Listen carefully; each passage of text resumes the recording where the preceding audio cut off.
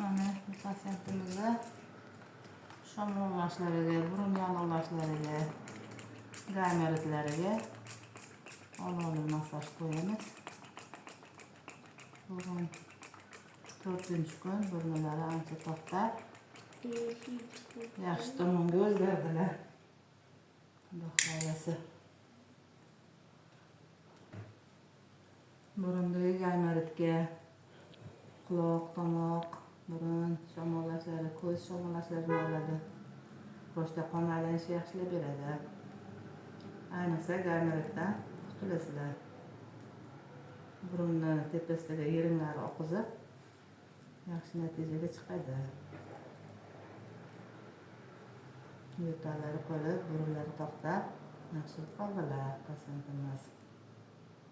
Burunda hattoki adinoma go'shti bo'lsa ham, shu go'shtni ham sindirib yo'yib tashlaydi. Burun go'shtidan ham bezab qarasa qutulinadi.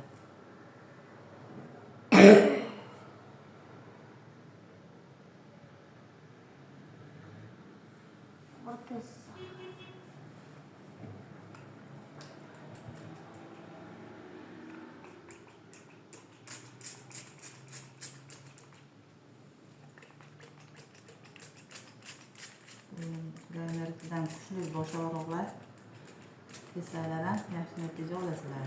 Bosh og'riqlar to'xtaydi. Boshdagi migrallarga yaxshi.